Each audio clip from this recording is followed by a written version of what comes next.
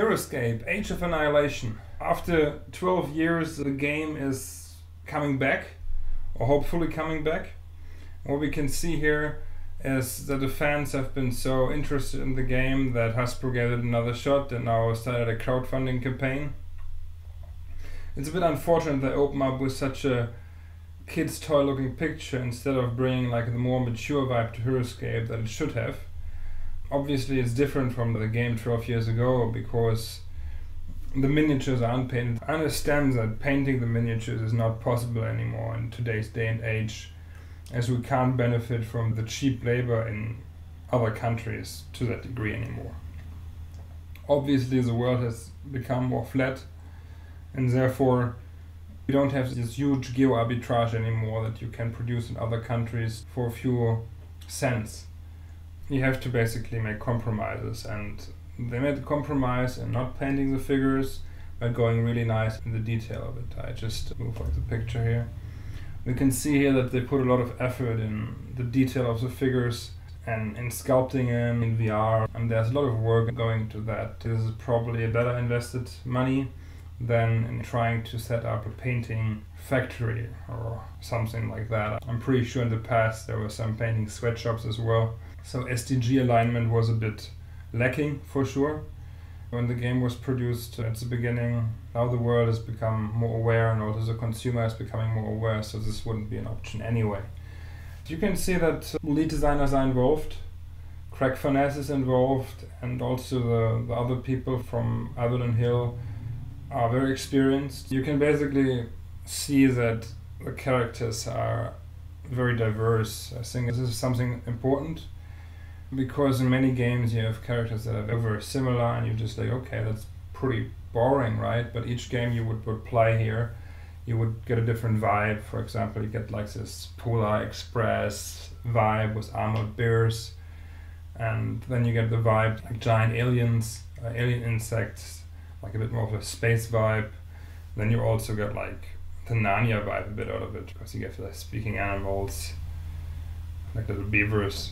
And then it also with a steampunk vibe and also war vibe and pirate vibe. So it's kind of coming back to what the Battle of All Time means, but a different approach to it. I did enjoy the more historic nature of the original Heroscape, for example Romans or Greeks. You would find gladiators and mythology as well, historic, and then going to Greek mythology, Nordic mythology, Valhalla and all these things. Vikings being like symbiosis from mythology and history. You don't really tell, are they like with their special abilities a mythic creature, or are they basically a historic creature? I hope the historic vibe is coming back, but today we are more into this alien thingy that's more the current meta, from my understanding. You have seen here, you get this alien vibe definitely from the figures. More like steampunk alien vibe, which is a bit different to the vibe back in the days where it was dominated by Lord of the Rings. The new meta is definitely more like cyborg thingies, which is also exciting, right? I mean, you can see it also with the special figures.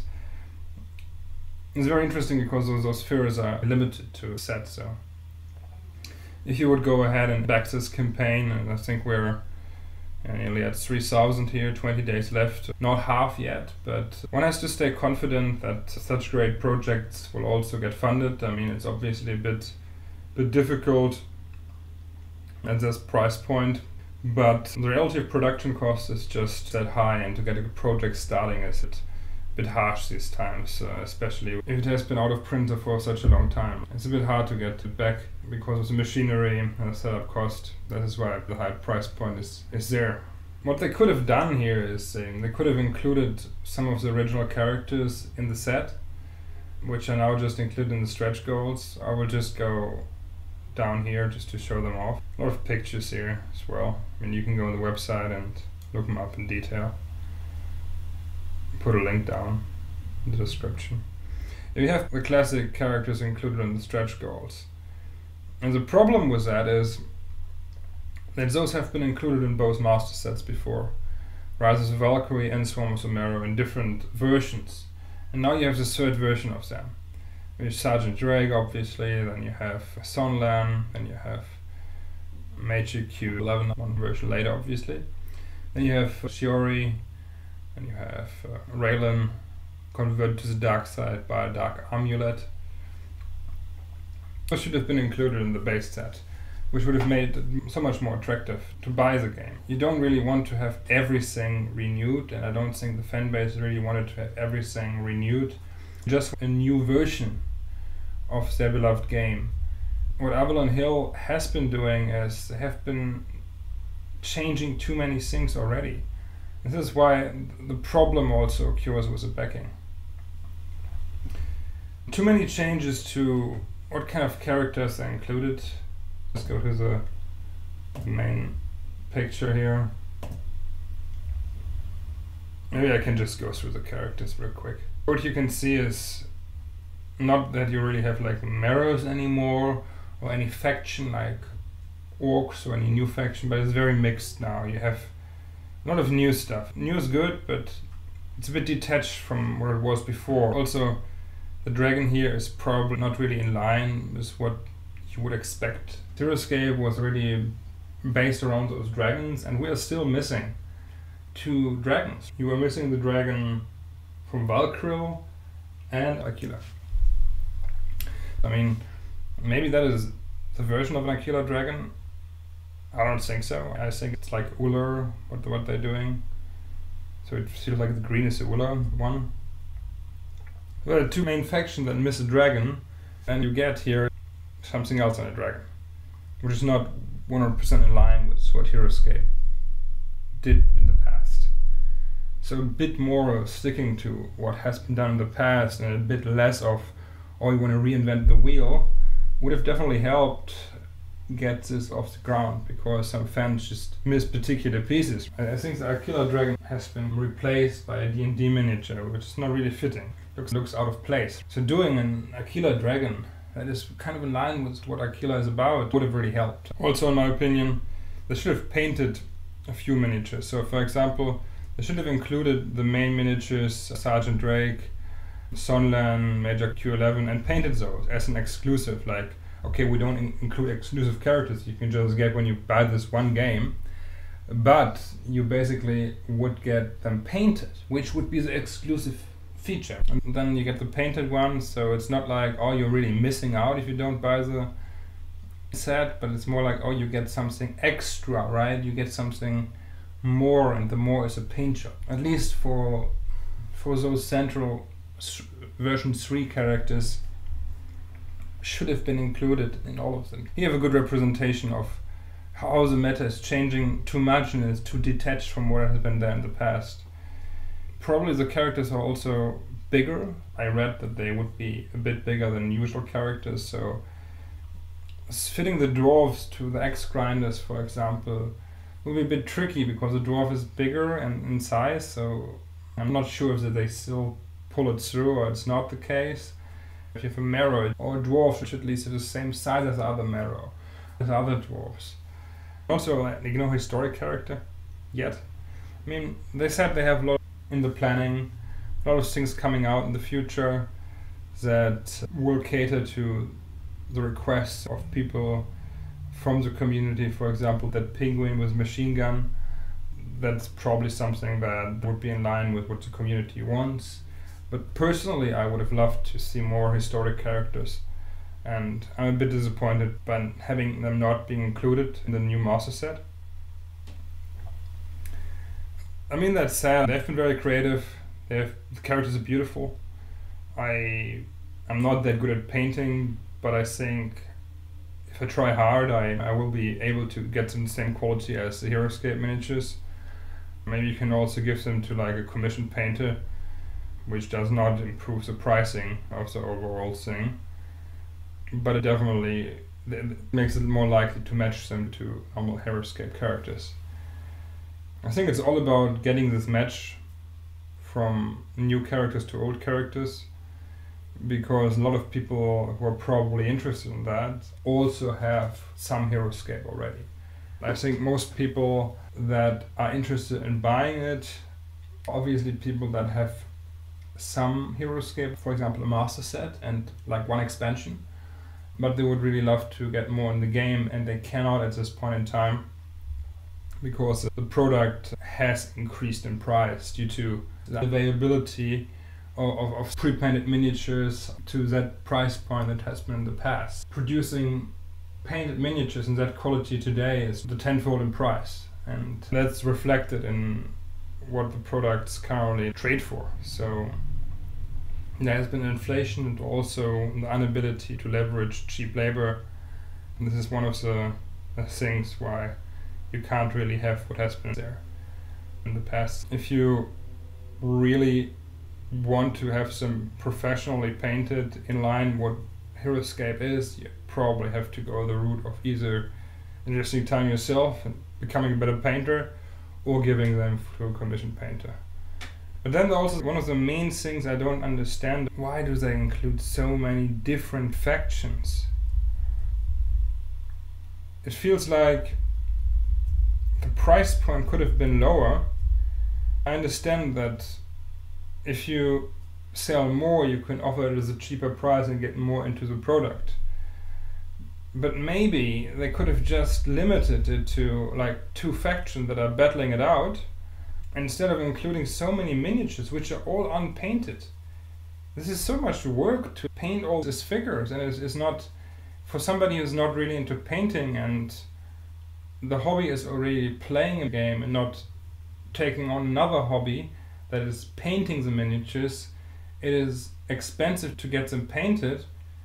I feel like the designers really couldn't kill their darlings, like, oh, I really like that insect and I really like this idea of a flying guy. You have this thing that you have very similar characters from 2 different factions that could have just been one character, really. For example, this guy and this guy, they're so similar. Why do you have to include 2 of them? You're making the product more expensive, you're making the people needing to paint more, and probably they're very similar, they look similar.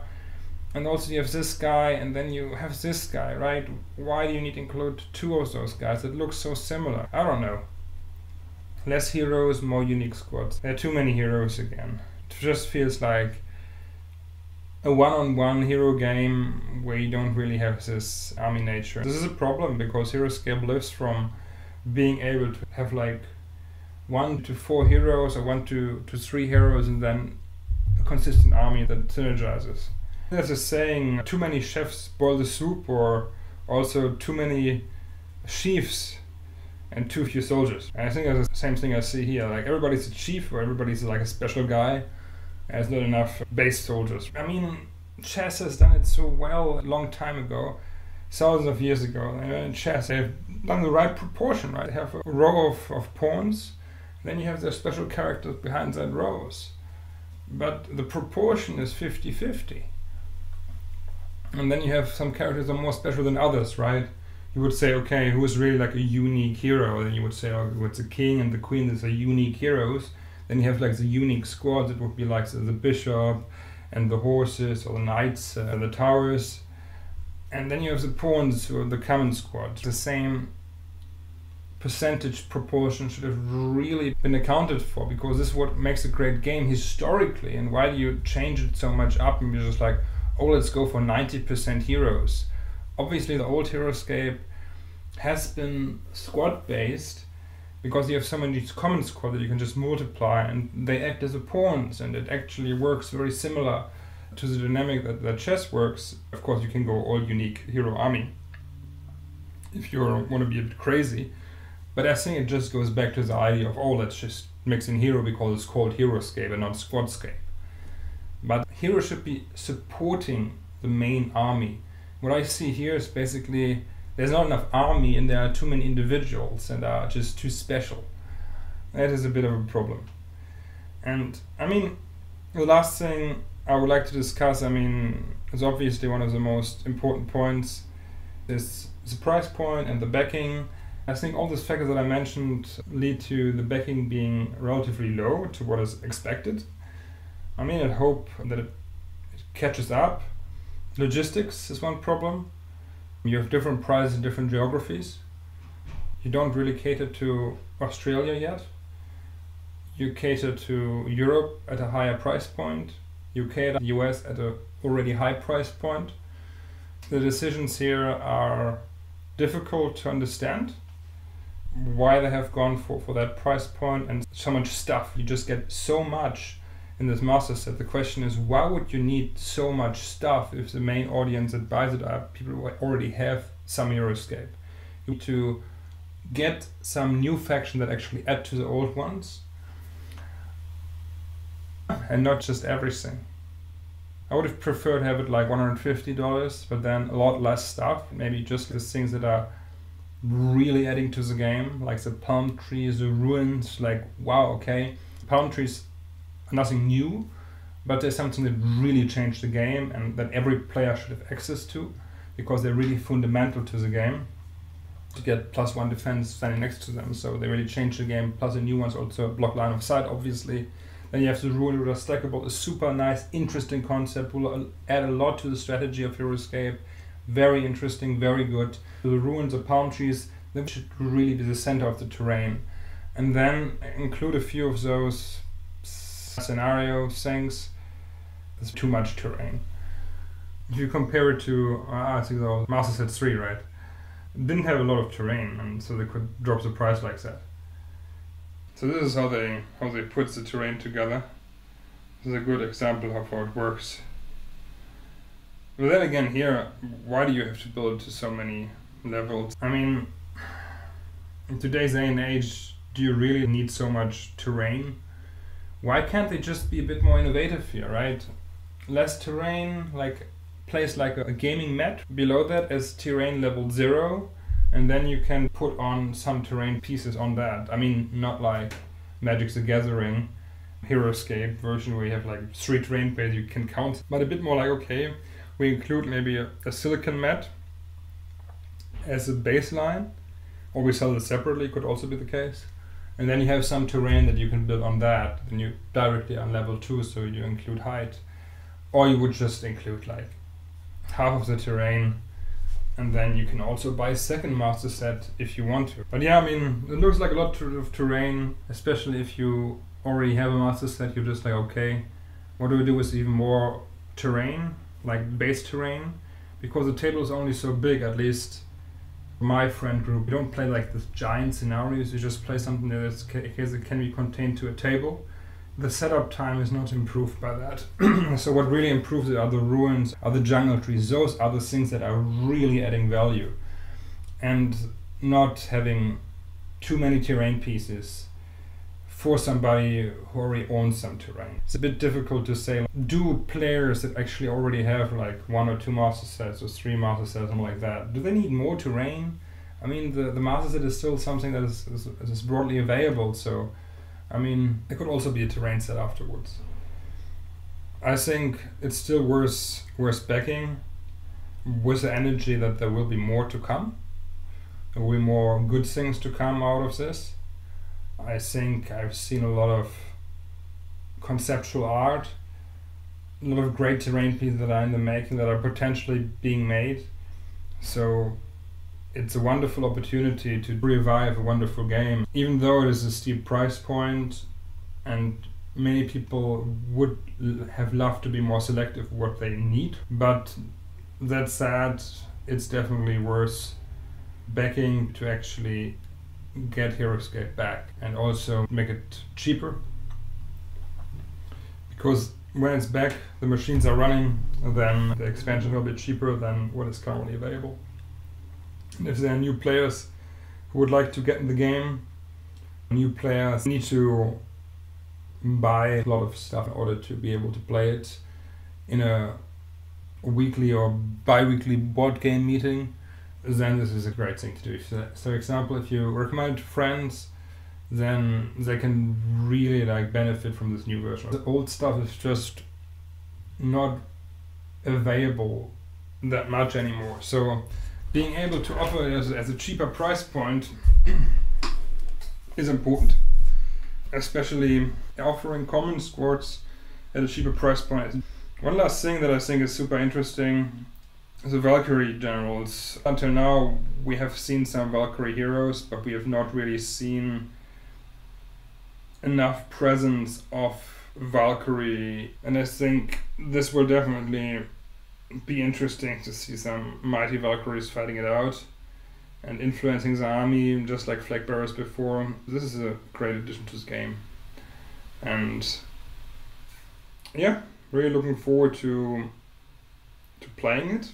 I hope it mixes well with the dynamics of the original game. A bit too many heroes in my opinion, not enough squads, right? But overall great game, and the team behind this game is fantastic, and there is more to come, and I hope for people to understand, if they want something great like this to be part of the board game repertoire that's widely accepted. You think, for example, of Catan. Everybody knows Catan, but nobody really knows Heroscape anymore. To have a beloved game being broadly accepted again, it has to be accessible, and it has to be produced in a way that it is caters to different audiences. Getting this up the ground will make it possible to have this awesome strategy game again, and also actually recommend it to friends and they are able to buy it because the price point is below what's currently on the market.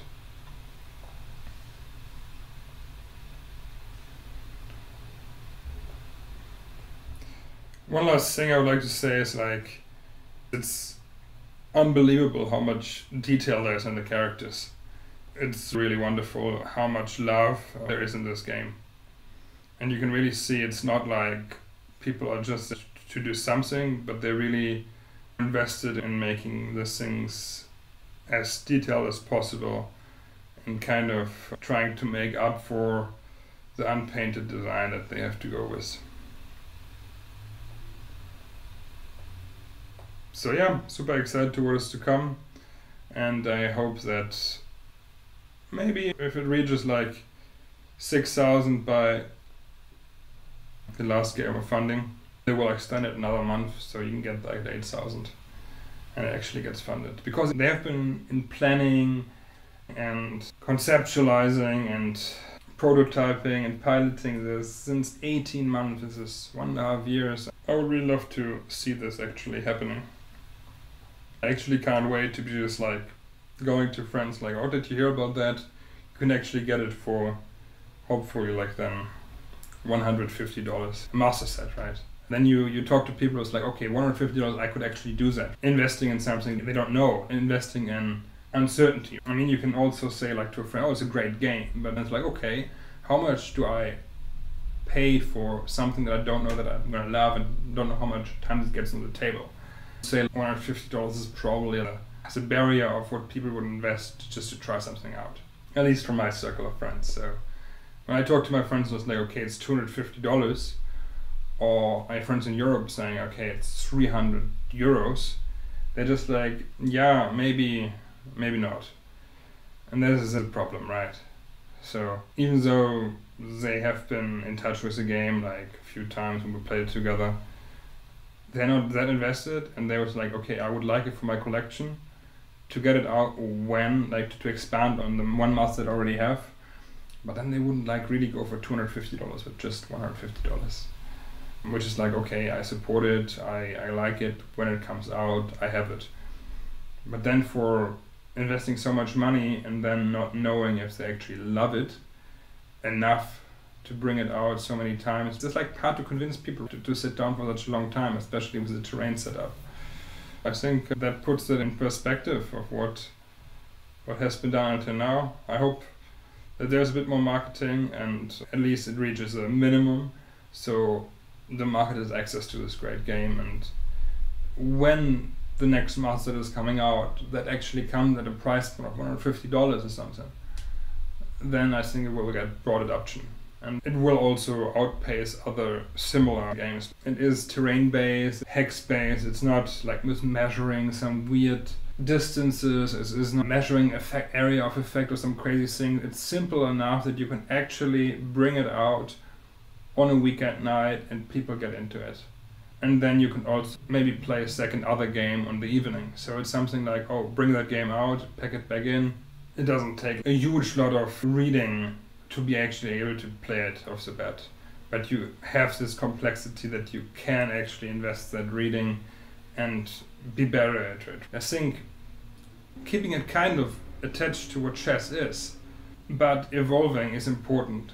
Keeping it to something that worked historically and then expanding on what is possible today. Alright, so thank you for listening and happy scaping.